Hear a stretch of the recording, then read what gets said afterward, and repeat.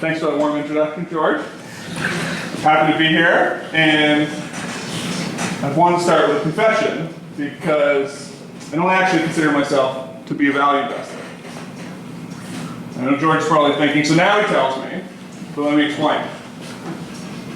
Has anyone ever met someone who says they intentionally overpay for low quality, shrinking businesses with terrible management? So there's not really any opposite. I think that's okay. I'll try and explain why I think I still belong here. And so in Ben Graham's book, The Intelligent Investor, he makes this characterization or categorization into two categories: the defensive investor and the enterprising investor. And so the definition of the enterprising investor is someone with the willingness to devote time and care to the selection of sound and attractive instruments. And then he goes on a couple pages later to provide a list of types of things that an enterprising investor might buy. And the third item on the list is the one I'm going to read here, which is that the enterprising investor will buy secondary common stocks, corporate bonds, and preferred stocks at bargain levels. And so that is a really good description of what we do at Ewing Morris, and that's why, George, I think you're okay. I belong here, I think. You can decide at the end. And so what I thought I would do today is kind of go through this agenda quickly, a little bit about the firm Ewing Morris and what we do, talk a little bit about our approach to valuation, a little bit about our approach to risk, talk through what we call the Ewing Morris Playbook, step through a few case studies, and then finish with questions, which hopefully will be the most fun part for all of us. And so what do? The Ewing Morris manage about $400 million for primarily Canadian successful families. And we invest that in sort of three ways, if you will. We focus on small cap companies, focus on North America with a bias towards Canada, and we do it investing across the capital structure. And I'll just kind of deconstruct each of these briefly. So why small cap? And the answer is pretty simple. Smaller companies are more likely to be overlooked or misunderstood, and the odds of mispricing are higher. Why Canada? So if you could be a fly on the wall in an investment committee meeting, pretty much anywhere in the world, in a university endowment, a big pension plan, something like that, the types of conversations and questions you'll hear are going to be things like, why are we underweight emerging markets, or what are we doing about real assets, these sorts of things. The question I guarantee you won't hear is, how come we're underweight Canada? And so Canada's 3% of global equity market cap, and so it can be safely ignored by almost everybody. Charlie Munger once said, the secret of life is weak competition, and I was for a long time a competitive wrestler. First tournament I ever won, I'd love to tell you I won because I was great, but I was the only 90-pound kid who showed up that day because they pulled up. And so investing in Canada, especially Canadian small cap, non-resource, is a little bit like the 90-pound weight class. And so you're really just competing against other Canadians instead of competing against the world. And the third is investing across the capital structure. So I think there's a lot of valuable information for stock investors hidden in plain sight within the debt markets. It's just written in a different language. And similarly, there's a lot of really valuable information for debt investors that's hidden in plain sight in the equity market, but it's in a different language. And there's very few people who are bilingual across those two languages. And there's very few firms, even if they have both language sets within the firm, that can actually harness that to any useful purpose. You've got silos of teams. Sometimes these people will be in different wings or floors or buildings or cities. It's just very unusual for this full capital structure perspective to persist. We're focused primarily on high yield bonds when we're looking at debt, and the issuers of high yield bonds are generally small mid-cap companies. So it's really the same universe of companies that we're looking at, but we just have the ability to bring to bear this full capital structure perspective. And so now the approach to valuation. And I think I know the answer. I'm going to know the answer to this question here, but put your hand up if you've ever attempted a DCF valuation. So I need a volunteer to answer a couple questions about the process. And I got a little prize for whoever volunteers. Where's my paper? I'm gonna be stuck here. We need somebody. They're not gonna be hard questions, I promise. Perfect. What's your name? Victor. Victor. Perfect. So, first question, Victor. In hours, how long does it usually take to do a DCF? Depends on if you want a quick and dirty or a full. We can do full one, let's say. Full one, probably like a week. A week? And let's say like in hours, because it's not going to be 24/7 of that week. So hours, I would say 50 hours. 50, perfect. And so you're doing typically like a two-stage DCF, forecast period and terminal. And so how many years in the forecast period? 5. 5, right? And the terminal value, how do you normally determine that? I normally just look at the costs. And so like a multiple on that. Yeah. And putting a terminal growth rate is another common way, but those are both common ways, that's right. And so does this sound familiar to everyone? Right. And so then the next question would be, and so then I guess the last piece, you discount all the cash flows, you add the forecast period of the terminal value, that's the intrinsic value. And so let's get someone else now. I'm going to get 5 answers here so we get sort of a wisdom of crowds going on. What portion of the intrinsic value does that terminal value usually represent? So let's get 5. I'd say like 7%. 7, perfect. Who else? You can say the same number if you want, but let's get 5. Half. Half? Okay, who else? Come over here. 60? 80. 80? 80, 85. 80, 85, perfect. 65 to 80 is usually the number. And I did a kind of little one here just to, wait. The one last question before we go here. Victor, if you were to divide your time of that 50 hours between the forecast period and the terminal value, like adding up to 100%, what would the split be, do you think? So forecasting takes like maybe 90%. Right, 90, and people usually say 90 because they feel guilty saying, like not saying 95 or 98, but you got it. And so this little contrived example just shows, in case nobody believed me, that it's usually in that 65 to 80% range. So if you're writing an exam with a 2 essay question on the exam, and one of the questions was worth 70%, would you spend more than 10% of the test time answering it? Like, probably yes. So this is kind of bananas. And I think it's even more bananas because most businesses don't have any terminal value. Retailer, none. Like most technology companies, none. Professional services, none.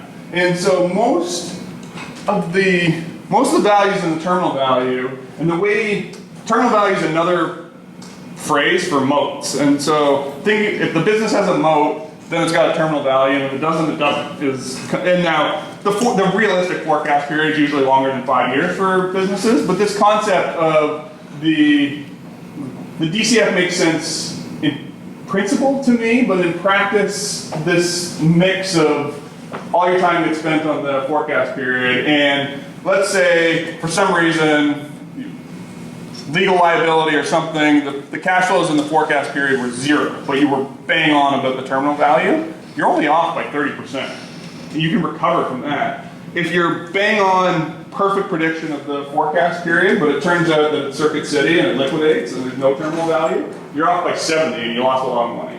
And so DCF is something we don't really do a lot of at Ewing Morris because we're thinking about terminal values and moats, and that's just a lot more about qualitative thinking, I think. And so if we're not doing DCFs, what are we doing for valuation? And so that, I would say, what we're going to try and do is apply, there's lots of different valuation techniques, you guys will know most or all of them.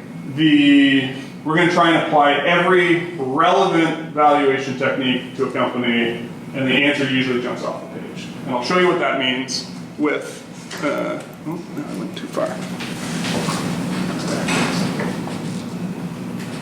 Here we go.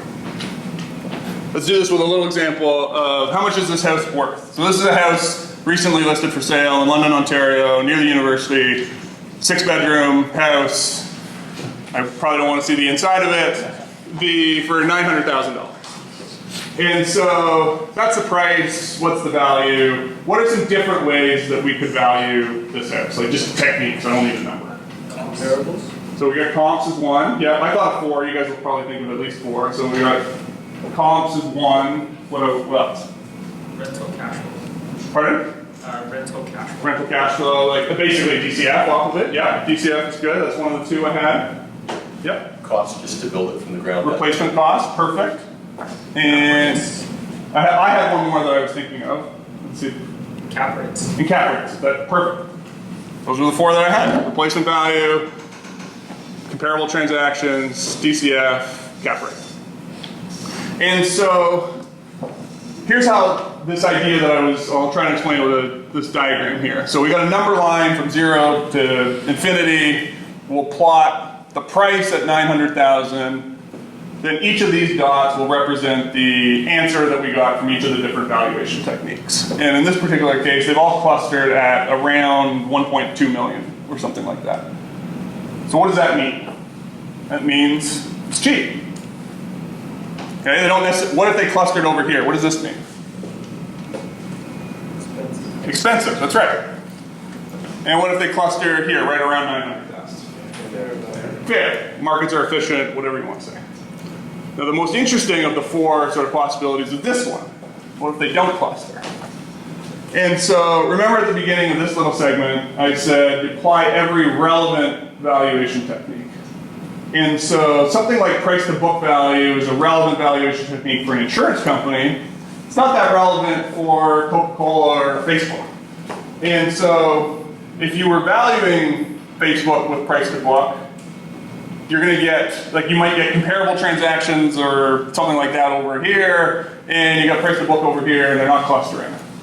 The fact that you didn't understand the business well enough to know that price to book wasn't relevant tells you that you're outside your circle of competence, and you should probably put down your pen and move on to the next file. So if you don't know which valuation techniques are relevant, there's very important information embedded in that. And so if you get this dispersed answer, it tells you a lot about your circle of competence on the file. And so if we use the real estate example, maybe you're using precedent transactions from the wrong neighborhood or the wrong city, or maybe the DCF was based on the historical cash flows, but the government just put in rent control, and so now you can't grow cash flows the way that you thought you could, or like it's something is wrong with that's what this tells you if you get that.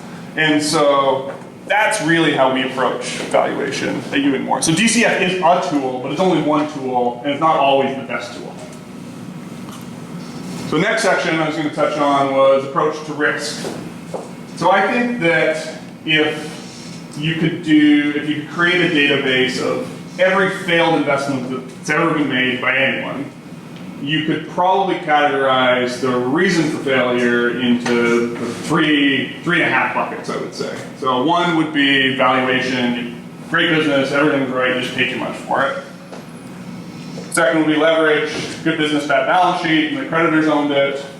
Those are sort of the more obvious ones, and they're reasonably easy to avoid because you have all the information you need up front. The third one is the trickier one, which is what I would call industry change, and I would sort of subdivide that into kind of 3 types of industry change. You can get technological change, you can get regulatory change, or you can get sort of industry structure change. And so those are the harder ones to think about. I realized, Vincent, I didn't give you your prize, which leads here. So this is a little book that we wrote about one of our better investments. The broken clock is right twice a day, so everyone's got at least one good investment eventually. And so this is about a company called Boyd Group, which is a large chain of auto collision repair stores.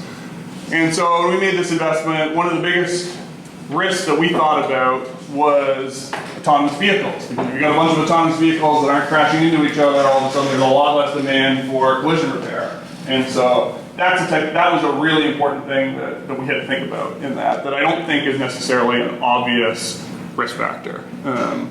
So this is the industry change is really, again, what Buffett would call seeing around corners, and that's really just having this mental database of failed investments and really studying failure and business history is what makes you better at that. So that's the harder part. And some businesses are just more vulnerable to change than others, and so another way to avoid that one is to be in more stable businesses that have been around longer and don't seem as likely to change.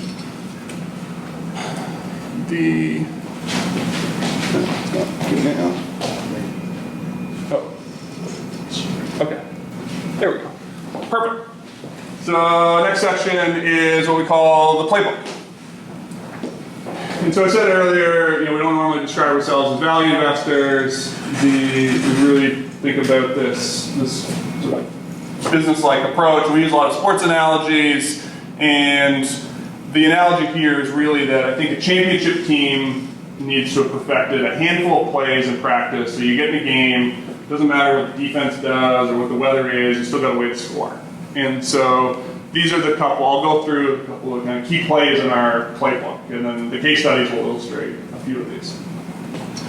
And so there's sort of three business drivers I'll go through here, and there's sort of an offensive-oriented equity play, and then a mirroring, defensively-oriented debt equivalent to each one. So the first business driver is the business itself. So the equity version of this is what we call the great business. So this is a company that we think can grow earning power 15% plus for a long time, usually through some sort of tailwind in the business itself.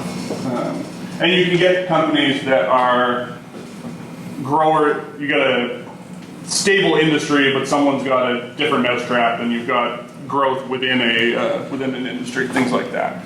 The debt equivalent, the defensive version, is what we call the durable business. It doesn't need to be a great business, it just needs to be something that you're very confident is going to be around long after your debt matures. People is the second one. So the offensive version of this, what we call the great capital allocator, is a little bit like the Thorndike outsider type of idea. So a company that can grow earning power 15% plus for a long time through intelligent capital allocation, which usually means through acquisitions, but it could be through buybacks and other things too.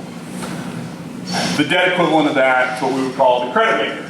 And so some of you may have at some point or another in your life signed a lease on an apartment or a mortgage on a house or a car or something like that, and you needed a cosigner. And that was because the lender didn't feel comfortable with you as a counterparty and needed somebody else to enhance the credit. And so a credit maker is that kind of idea, but done in an implicit way instead of an explicit way. So some stakeholder with the company that has a motivation to step in and help the credit if things get ugly. Could be a shareholder, could be a competitor, could be a supplier, could be a government. The federal and Quebec governments with Bombardier every 3 years is a good example of that kind of idea. And so debt markets are highly quantitative and priced off of sort of conventional credit metrics. And so these implicit guarantees are often not priced at all. And so the risk is lower than the metrics would imply, which means that the risk is mispriced, is basically the idea with the credit maker. We can talk about more of that. We can talk about anything in the Q&A, but that's one that might be of interest. And then the structure is sort of a catch-all phrase here. Grab the water. For the other stuff, the equity version is what we call a cheap asset. And so this is where we're looking for the 50-cent dollar. Could be we don't need catalyst, but there could be some sort of catalyst. The structure thing could talk about like maybe our willingness to be proactively engaged as a shareholder on the file. There could be some sort of event. It could be different things like that to unlock the value. And then the debt equivalent structural value, this is where the value and the mispricing is really in the contract. And so a few years ago, the US home improvement chain Lowe's bought Rona. They paid 100% premium for the equity. Rona had a relatively small preferred share issue outstanding that was previously trading about 60 cents on the dollar. Lowe's only offered 80 cents on the dollar for the preferred share. And so one of the pieces of the preferred share contract said that it had to remain, as long as the preferred share was outstanding, Rona had to remain a reporting issuer filing financial statements on CAVIE. And this was a somewhat politically charged acquisition. Lowe's had been rebuffed a few years earlier for sort of taking out a Quebec headquartered company. Lowe's probably wanted to engage in restructuring activities and probably did not want a spotlight shone on those restructuring activities in the form of publicly available financial statements. And second, the coupon was about 5% because it's a preferred share that's dividend, so there's no tax shield from that. Lowe's revolving credit facility interest rate was 3 or less, so just to borrow on the revolver, which does have interest deduction to pay down the pref, made a lot of sense too. So there's a few reasons why it really didn't make sense for Lowe's to leave this pref outstanding. The preferred shareholders sort of banded together, voted against the deal. The transaction still closed because they were two separate votes, but the prefs remained outstanding. And eventually, a few months later, Lowe's came back and offered 96 cents on the dollar for the prefs instead of the kind of 24 per share instead of 20 before. So that's the type of thing where the value was in the structure. That particular type of structure would usually be called nuisance value of the bonds, but there's a lot of different ways that you can get that. So those are the investments that we make typically fall into one of those six categories, really. And so that will move me on to the case studies. And I thought I'd go through 3, and they illustrate a few of these different principles. And then, like I said, we'll go to questions for as long as you'll have me. So the first example, precision drilling. Largest drilling rig contractor in Canada with operations primarily in North America. So this is an example of a debt investment of a tactic that we call, I don't like fancy jargony words, but capital structure arbitrage. So that means really is that there's mispricing between different securities of the same company, debt and equity typically. And so this is something that is a big part of our debt strategy. And it's I'll talk a little bit more about the idea after you see it because it'll make more sense. And so, investment was made early 2016. The oil prices were low. The bond and stock prices had both declined about 25%. That in itself is pretty unusual. Debt doesn't usually fall dollar for dollar with equity. And so this suggested very pessimistic debt market. And the reason for that is you had just had a massive wave of energy downgrades from BBB to BB, and there was just a bloodbath in high yield energy debt in general. And so when we looked at this is sort of the capital structure at the time. Round numbers, $2 billion of market cap, $2 billion debt, with the bonds trading at 70 cents on the dollar. Now that's unusual too, because you've got bonds at 70 cents on the dollar, especially in a company with a lot of hard assets. That tells you that the debt market is very worried about bankruptcy. But a $2 billion market cap, 50-50 debt to capitalization ratio, tells you that the equity market is not worried about bankruptcy. And it's the same company. They both can't be right. And so this suggests like meaningful mispricing between the two of them. Doesn't necessarily tell you which one is wrong. And often you can just have the truth be somewhere in the middle and then both be a little bit wrong as opposed to one being totally wrong and one right. And so when we looked at this, it really looked to us like the debt was wrong and too pessimistic. You had very high asset coverage. Remember, this was early 2016, so no maturities for 3 years. and between cash and undrawn revolvers, over $1 billion of liquidity. The actual risk was not being priced well, and the main reason for that was, like I said, this massive debt downgrade from investment grade to high yield. And so if you look forward then at what happened over the course of 6 months, the bonds were up about 30%, went from the low 70s into the low to mid 90s, and the stock was actually down. And so you got paid on both sides. And so that is a heck of a risk-adjusted return in a bond in a 6-month period. And so now I'll just talk a little bit more broadly about this capital structure arbitrage. And so one of the reasons this happens a lot, and it happens more often than it used to. And so most asset classes get more efficient over time. And high yield is something that I think is clearly less efficient than it was 10 or 15 years ago. And that's strange. And the reason for that is that prior to financial crisis, 80% of high yield bond trades would have been done principal, with the broker-dealer taking inventory on balance sheet. So you've got a bond, I'm Morgan Stanley, you want to sell, I'll buy it in inventory and I'll go find someone else to buy it later. The post-financial crisis, it's flipped. Now 80% of high yield trades are done agency, where you've got a bond to sell, okay, hold that thought, I'll go find a buyer, and then once I do, then you'll trade. And I don't use any balance sheet. And so the reason they don't use balance sheet anymore is two, one, capital requirements are higher for banks post-financial crisis, so the balance sheet use is more expensive than it used to be. And two is Volcker rule around proprietary trading.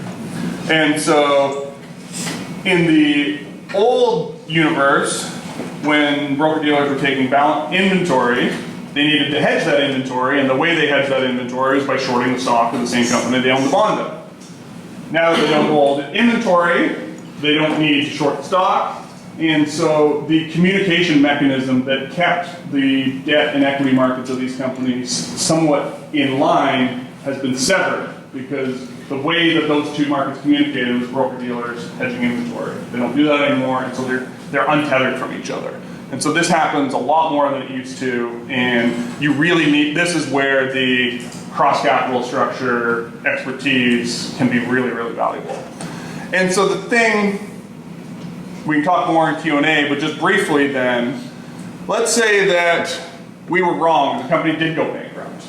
Recovery value probably would have been 50 or 60 cents on the dollar, so let's say we lose 10 points from 70 to 60, but we shorted the stock, and the ratio was probably 1/3, so if we owned, if we were short $100 of stock, we were long $300 of bonds. Bankrupt, stock goes to zero, so we lost 10 or 15% on the stock. That's, call it $30 to $45, but we made 100 on the stock going to zero, so we're okay. Say the stock doubled. The stock doubles, the bonds are not going to stay at 70 cents. It just, the risk has cleared. And so stock doubles, now we lose $100 on the stock short, we've made from 70 to par, that's 30 points, that's on the 300, that's 9, we made 90 there, plus we've got coupon, we're probably flat on that trade, that's at the stock double. And so you're really protected kind of either way, and so to make money, you're not actually expecting to make money on both sides, the fact that you did just suggests how mispriced the situation was. Next case study, Norbord. Norbord is the largest North American manufacturer of a lumber product called oriented strand board. So the sheets of lumber that are used in a bunch of things, but primarily single-family home construction. So this is an example of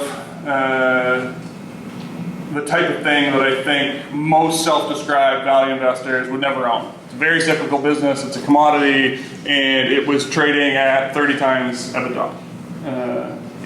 And so, yeah, if we take this business-like approach, you'll see, I think, why the investment made sense. So this would have been in our cheap asset category as a stock. And so what the market saw at the time, this is early 2015, stock trading at 30 times EBITDA, busted balance sheet with 7 times leverage, and an underperforming stock. Stock was down about 20% in the prior year, which was here. And this is where we went in. We looked, and we saw things a little bit differently. And so the first thing we saw was a depressed US housing market. The 50-year average for single-family housing starts in the US, a shade over 1 million. The figure in 2014, 650,000. So depressed commodity price. 10-year average for the commodity price was about $230. At the time, 193. And this is maybe the most important one. You had a transformed industry. And so Norbord had been, until quite recently, the number 3 player in this industry. They had just acquired the 5th largest player called Ainsworth, and the combined entity was now the largest.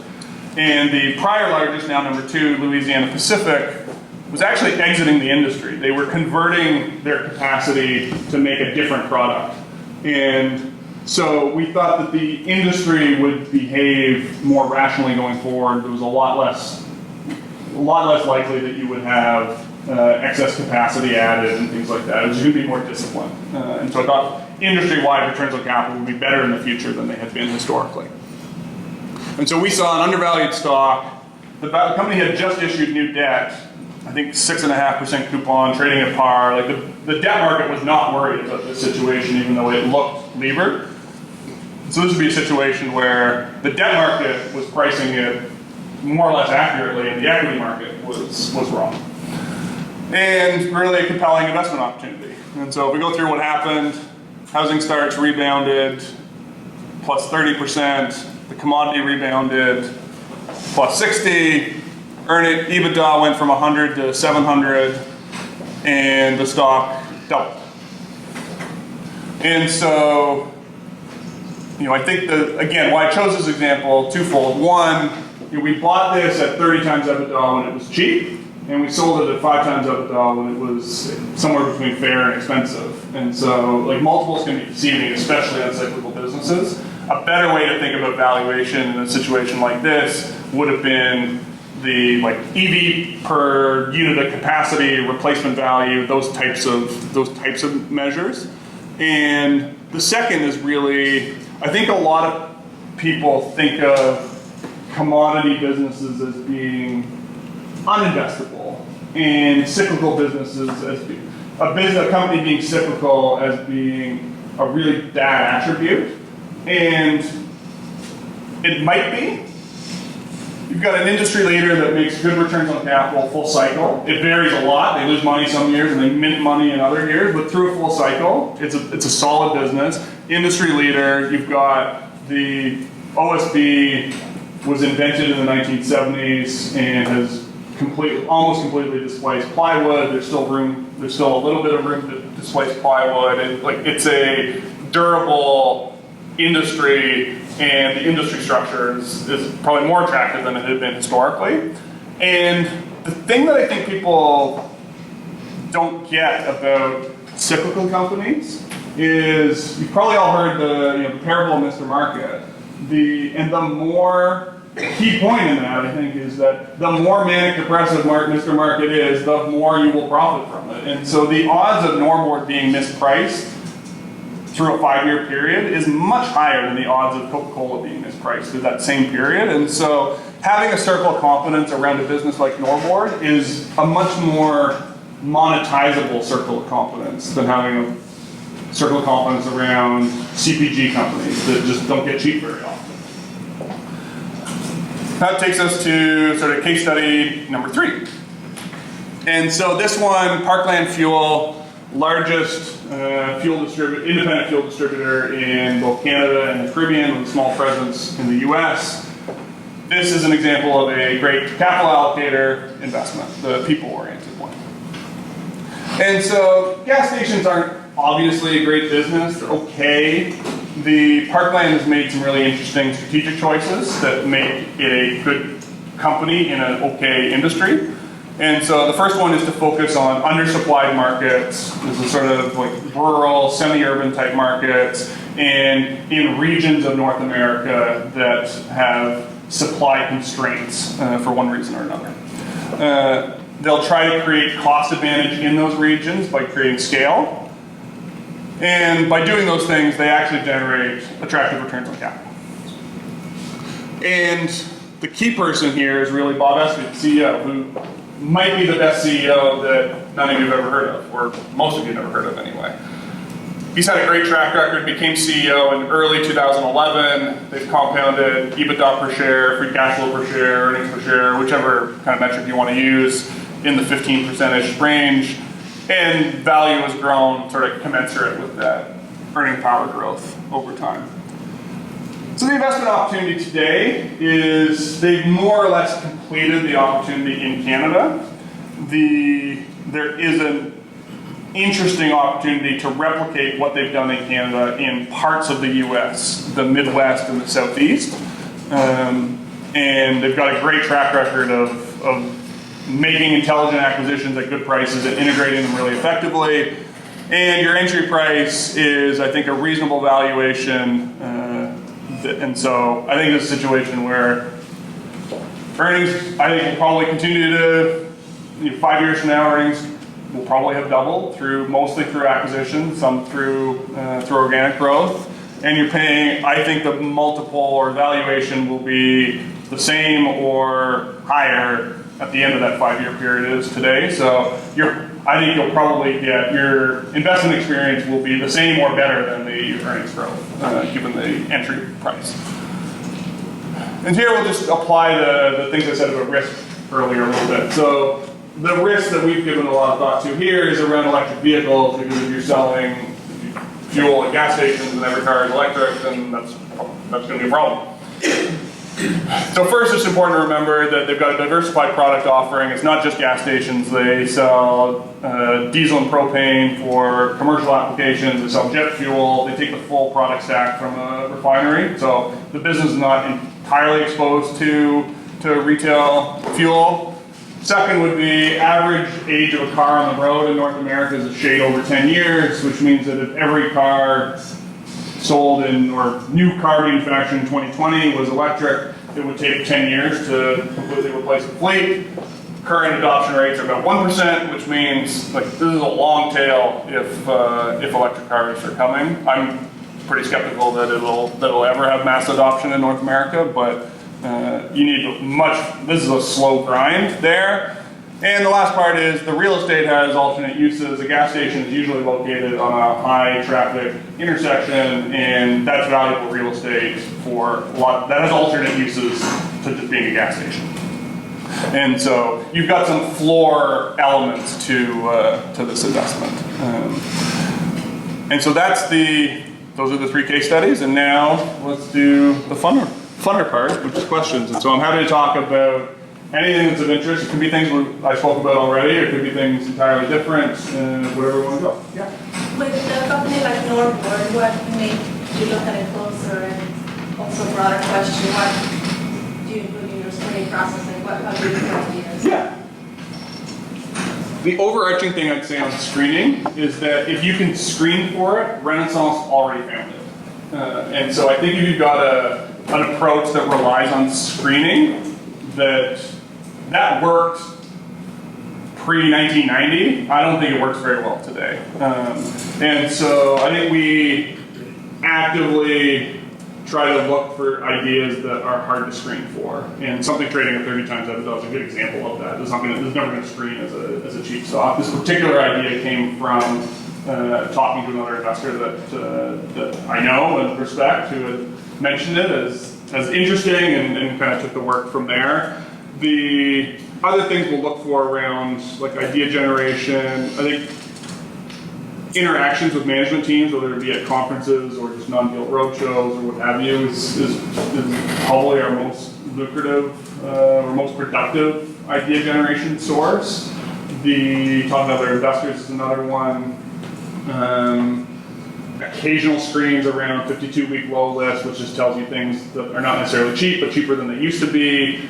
In debt, it's a little bit different. Debt, actually, we do a lot of screening, and that is Randy, who's our fixed income portfolio manager, Randy Stewart, has developed a number of interesting screens where he's really just looking for situations kind of like the precision drilling, where the debt and equity have moved in unusual ways that is really just flagging things that there might be something going on here. And so, or just situations where debt and equity are saying different things. Norboard would have shown up that way too, where you had debt trading at par, double B, stock down a lot. Why is that?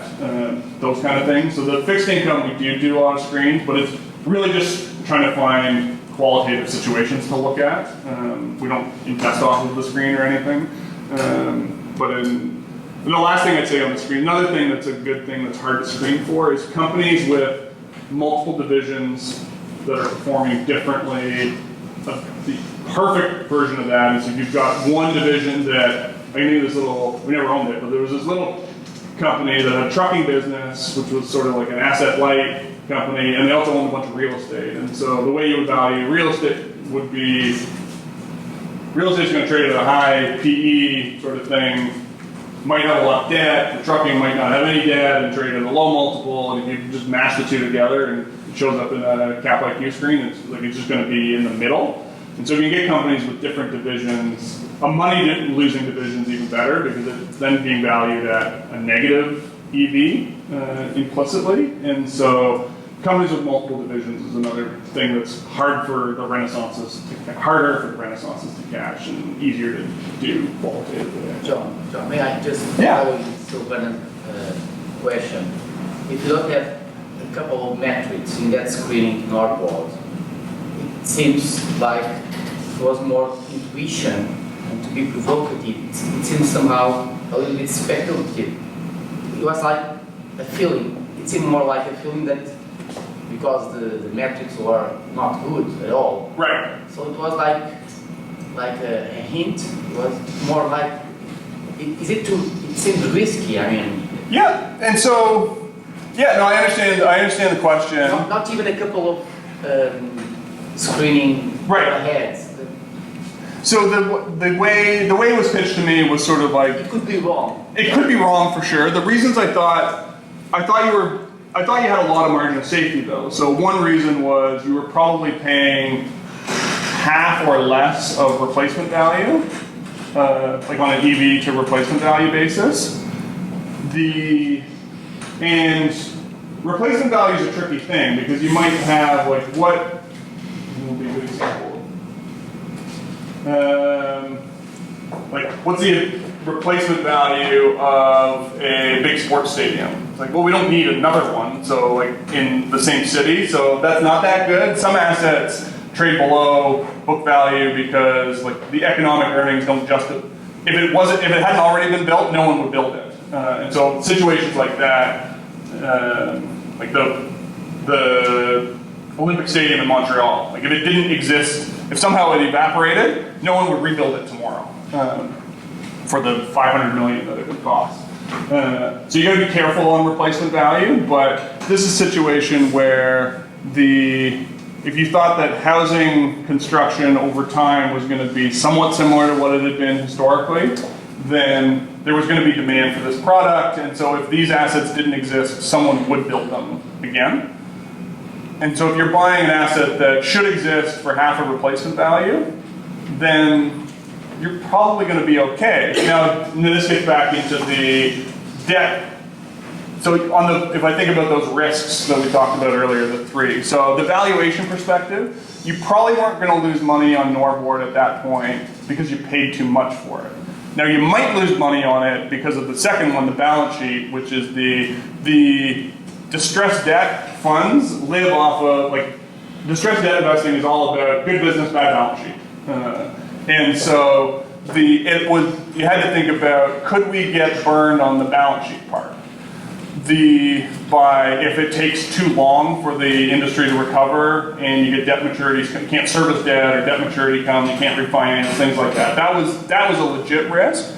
You had an interesting situation here where the largest shareholder at the time, about 45%, was Brookfield.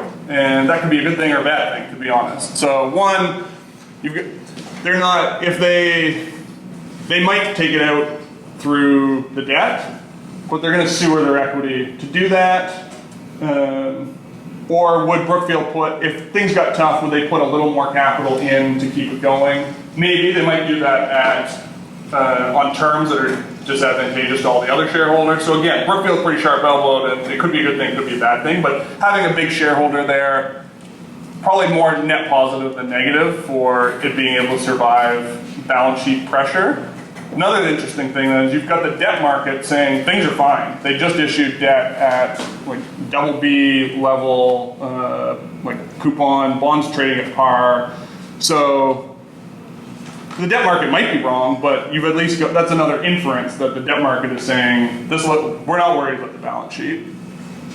And then you had to think about, so how long might the housing starts stay low, and you're going to look at when are debt maturities, do we have a bunch coming up soon, or do we have, like, how much time does the maturity schedule give us? In this particular case, you had a good term structure to the debt, which is probably going to buy you more time than less, and housing starts were such where I know the numbers I showed there were single family. I know the numbers for single plus multifamily better. So long-term average in the US about 1.4 million. You had, since 1950, never had a year of less than 1 million housing starts. And then you had just had 2006, 7, 8, 9, 10, 11, 12, 13, and 14. So you just had 9 years of sub-million housing starts. And so there was a perception that there was pent-up demand for more housing. Now you could say it was very overbuilt in the 10 years prior, and so it's not quite as spring-loaded as 9 years of sub-million might suggest, but there was a general view that we had anyway, that housing starts was not likely to stay subdued for a lot longer because you were already undersupplied. And so we didn't think you were taking a lot of balance sheet risk, but an informed person could have reached a different conclusion on the same facts on that one. On the valuation, I don't think so. And the industry change seemed unlikely. There was no obvious substitute product coming. Industry change was getting better, was coming to you, if anything, not getting away from you. And so I think it was a very low risk investment, was our conclusion. And so there's sort of hunch elements as to exactly when it turned, and it turned probably as fast as we thought it would, but it easily could have taken longer than it did. But in terms of actually losing money on that, I think the risk was pretty low. That'd be my view. So the difference between debt and equity Yeah. that you find, is it specific to certain industries, or you can find it in any industry? Find it anywhere. So it's not that the higher the risk of the industry, the more opportunity. No, you can find it in any. That happens all the time. Like Mattel is a good example right now, where you'vegot you got probably $3 billion of debt. Market cap is probably 5. On a trailing basis, you're looking at sort of 10 times debt to EBITDA, something like that. The equity is probably 25-ish times. EBITDA went from 900 to 0, and it's projected to go back to 800, sort of thing. And so, like, Mattel is a situation where the equity market really believes, and the debt market is skeptical. And again, like, they can't both be right. And so that's in a reasonably, like, you don't need commodity businesses to find that, I guess. Because this happened at the aggregate economic level, right? The equity market says everything is okay. The bond market says, right. I don't know about this, Right. scary. Right. With Northboard, looks like you guys, the entry was around $25. Yeah. And it dipped after that to below 20. So I was just wondering, what were your feelings at that time? Were you guys watching any key levels to think, it's time to bail out of this idea, or were you guys firm on staying with it? Yeah, I think we bought a little bit more, not a lot. Probably kept the position size at the same, like didn't make the position bigger, but probably bought a little bit more. I don't personally like pre-programmed limit orders on, and so the thing, if you own the stock and it goes down a bunch, it's definitely a trigger for reevaluation. And probably if you reevaluate it with a objective perspective, which is hard, it's a big assumption, but if you do that and you say it's the same thing, now it's cheaper, buy more. If you reevaluate and say, you know what, this has changed, I was wrong, and this bad thing that happened that I didn't anticipate before, maybe that tells, if I couldn't anticipate this bad thing, am I going to be any good at anticipating the next 3 bad things that happen? Probably. Like, I'm 0 for 1 anyway, I'm trying to do that. Maybe I should sell. And so, down a lot, you should probably be doing something. I don't think it should be pre-programmed that that's something is sell, and it shouldn't be pre-programmed that something is buy. There's some people that say, like, you like it at 20, you love it at 15, like, that's dumb too. You should do something, but what the something is, I don't think should be predetermined. And so this was still within the range. It wasn't a way better thesis at 20 than at 25, but there was nothing that happened between that made Once you guys were up like a significant amount of position, were you guys still monitoring it to see if it was expensive compared to peers, and that's when you guys got the trigger to kind of... We really had the idea of, it looked like it would, and the extra helping here was there had been a couple of previous situations where the commodity was depressed, this whole situation played out, and the stock doubled in 12 months. And it happened twice before in the prior decade. And so we kind of had in mind, when it's doubled, then it's kind of worked. Yeah. And doubling took you to about fair value on a replacement value, which seemed like a decent, I don't think it's a business that you would probably pay a lot of goodwill for. The returns on capital for the industry are such that it makes sense at book value, but not a lot more than that. And so for that those kind of neatly lined up with each other as 50 is kind of where you would want to exit. Okay. I have 2 questions. Yeah. The first one, where do you get most of your equity screening ideas? And the second one, besides the value investor, what other book would you recommend us for value investing? So again, screening's not, like a lot of what we'll do is just meeting with companies and hear the story. And then you really just try meeting, it's very hard to screen for great capital allocators. You really just need to meet these people, and I would say if you spend more than about 20 seconds with someone like Mark Leonard, you know. And Constellation is one where you might even be able to figure it out through the financial statements or letter, but you meet the great capital allocators, you meet them and it hits you over the head. That's been our experience anyway. So we just need to meet people. And so you go to a generalist broker conference and you can sit through 15, 30-minute presentations of different companies. Like you just need to, we need to turn over a lot. Ultimately, we're just trying to turn over a lot of rocks. I would say most of our ideas are dumb. We just don't know why yet, and we're trying to figure out quickly why they're dumb ideas, so you can move on to the next idea, which is also probably dumb, but eventually one of them won't be, sort of thing. And it's probably, for every 20 ideas, 18 try and kill quickly, 2 you do deeper work, and 1 of the 2 you buy. It's kind of our rough funnel math. So getting stuff in the funnel, meeting companies. We actually did a little study on this for an offsite earlier this year, and looking back, the best source of ideas for us have been just management interviews. The other sort of resources I might recommend, there's a joint program between CFA Society and Harvard Business School of a sort of investor conference that they do July every year in usually Boston, occasionally New York. That I've done a couple times. That is fantastic. That's one thing that I. Yeah, John. So, quick question. So, like when you look at the valuation, is pricing opportunity. Sometimes you have to, as an investor, you probably have to be more active.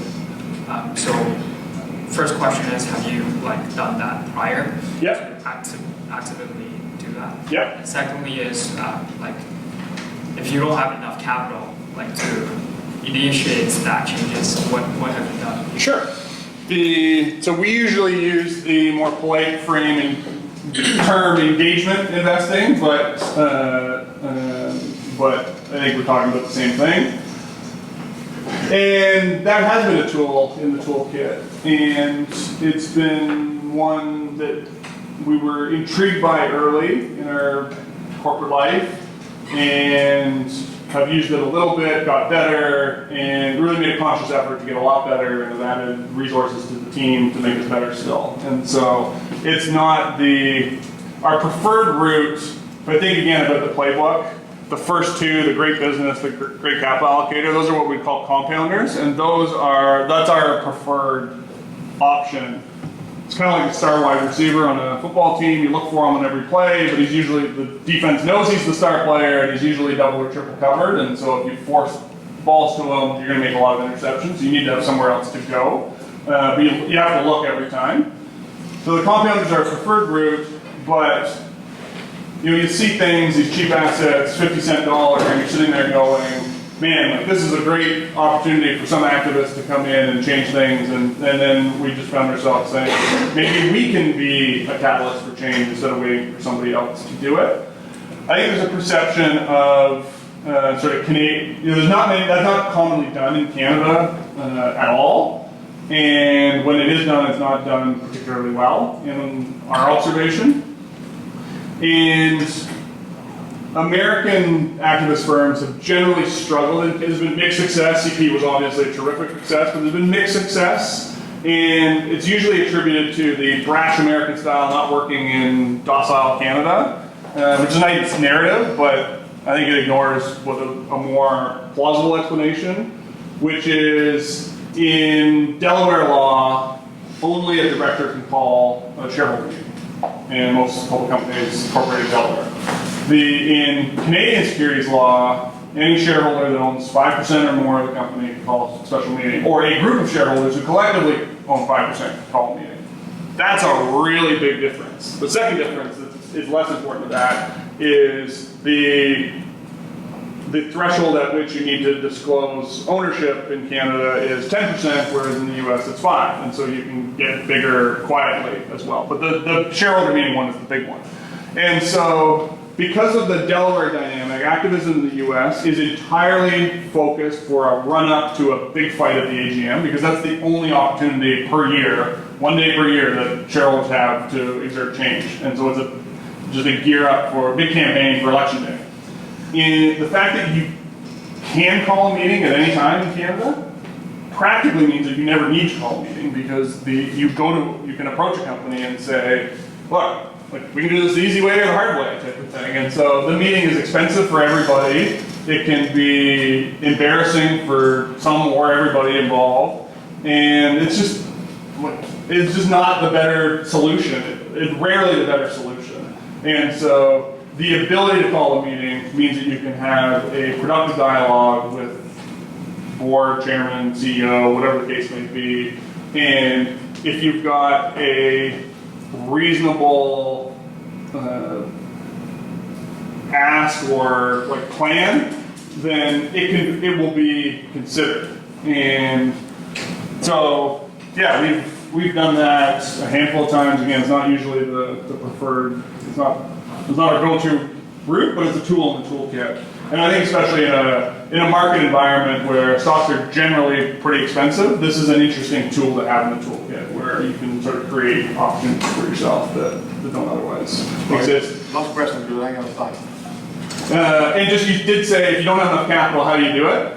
And so you can often find, especially if you've got a coherent vision for what should be done, you can usually find other larger shareholders, either existing shareholders who, if you can convince them of the idea, then you can sort of get them on your team. And if you can't convince them, then it probably means you have a dumb idea and you shouldn't pursue it anyway.